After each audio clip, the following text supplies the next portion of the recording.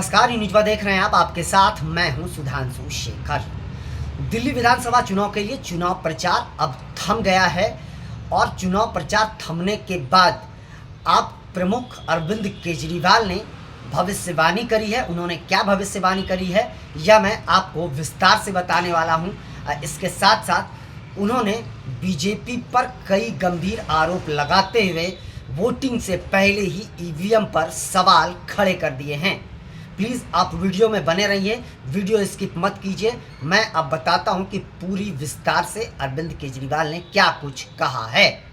आपको बता दूं कि विधानसभा चुनाव दिल्ली में 5 फरवरी को वोट डाले जाएंगे और 8 फरवरी को रिजल्ट आएंगे। लेकिन उससे पहले अरविंद केजरीवाल ने बीजेपी पर निशाना साधा है। इसके साथ साथ उन्होंने यह भविष्यवाणी करी है कि दिल्ली में अरविंद केजरीवाल की पार्टी यानी आप एक बार फिर से सरकार बनाने जा रही है और 70 में से 55 विधानसभा सीटों पर कब्जा जमाने जा रही है। जी हां, अरविंद केजरीवाल ने यह दावा किया कि 55 सीटों पर हम जीत दर्ज करने जा रहे हैं। इसके साथ साथ उन्होंने यह भी कहा कि अगर महिलाओं ने साथ दिया और वो अपने पुरुषों को मनाने में समझाने में कामयाब रहीं तो हम एक बार फिर से 60 से अधिक सीटें जीत जाएंगे, यह उन्होंने दावा किया है। उन्होंने कहा कि दिल्ली के हर कोने से हमें मैसेज मिल रहा है कि हम वोट आपको ही देंगे। साथ साथ उन्होंने यह भी कहा है दिल्ली की जनता ने कि बीजेपी की गुंडागर्दी हम बर्दाश्त नहीं करेंगे और वोट आपको ही देंगे। उन्होंने यह साफ कहा कि वोट मैं आपको ही देता हूँ, लेकिन वोट जाता कहाँ है ये मुझे पता नहीं चल पाया है।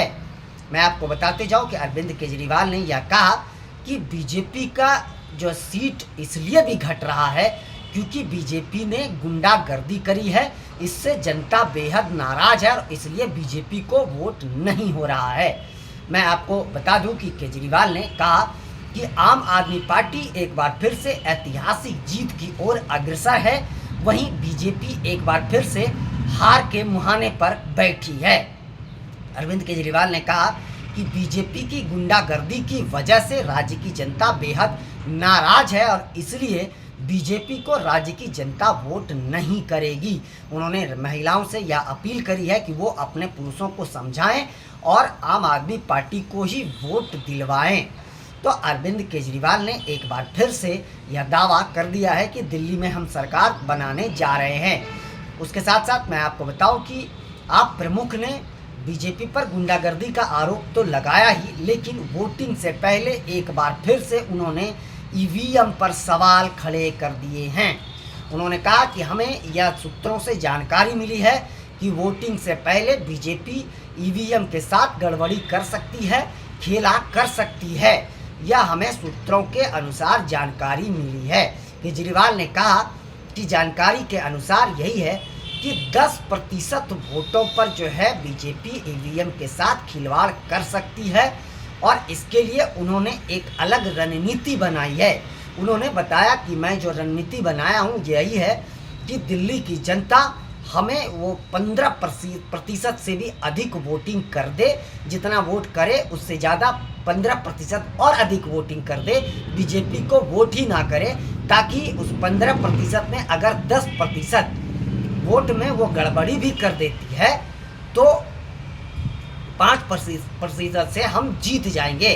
उन्होंने कहा कि दिल्ली की जनता ने कहा कि सर हम वोट आप ही को देंगे, आप बस ईवीएम को संभाल लीजिए, क्योंकि मशीन में जब मैं वोट देता हूं तो वोट कहां चला जाता है यह पता नहीं चलता है।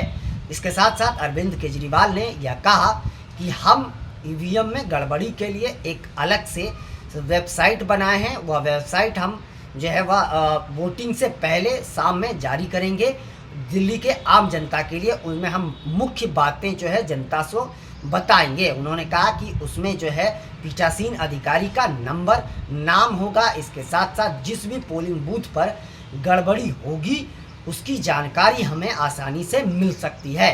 तो अरविंद केजरीवाल ने ईवीएम पर सवाल खड़ा कर दिए वोटिंग से पहले, लेकिन उन्होंने जो वेबसाइट बनाया क्या वो वेबसाइट काम करेगा? जब ईवीएम में गड़बड़ी हो सकती है तो वेबसाइट में भी गड़बड़ी हो सकती है, इसमें कौन सी बड़ी बात है? तो निश्चित तौर पर अब बीजेपी यह कह रही है कि अरविंद केजरीवाल बौखला गई है, इसलिए वोटिंग से पहले ही इस तरीके की बातें आप कर रही है। तो बीजेपी भी उधर अलग दावे कर रही है कि हम इस बार दिल्ली में सरकार बनाने जा रहे हैं, लेकिन किसकी सरकार बनेगी या तो अब 8 फरवरी को ही पता चल पाएगा। लेकिन उससे पहले अरविंद केजरीवाल ने ईवीएम पर सवाल खड़े कर दिए हैं, ताकि भविष्य में अगर उनकी हार हो जाती है तो वह आसानी से जनता को यह कह सके कि ईवीएम की वजह से हम हार गए हैं।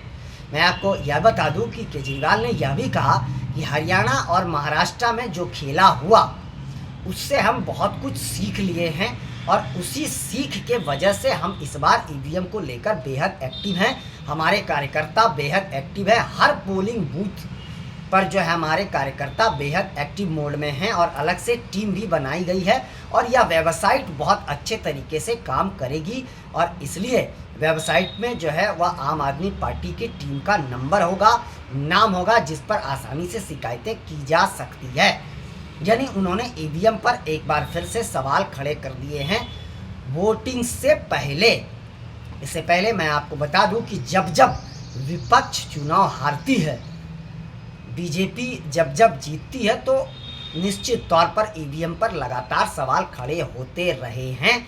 लेकिन चुनाव आयोग भी जवाब देने से नहीं हिचकिचाता है। चुनाव आयोग भी यह कहते आ रहा है कि यह जो कुछ पार्टियों का जो है तकिया कलाम हो गया है कि जब वो हारती है तो ईवीएम पर सवाल खड़े करते हैं, लेकिन जब मैं ईवीएम की ट्रेनिंग को लेकर उन सभी को बुलाता हूं तो उन पार्टियों के कोई भी सदस्य नहीं आते हैं, वो बस राजनीति करते हैं। तो मुख्य निर्वाचन आयुक्त राजीव कुमार भी इसे लेकर बार बार अपनी बातें रख चुके हैं, लेकिन एक बार फिर से अरविंद केजरीवाल भी ईवीएम पर सवाल उठाने से बाज नहीं आए। उन्होंने वोटिंग से पहले ही सवाल उठा दिए हैं।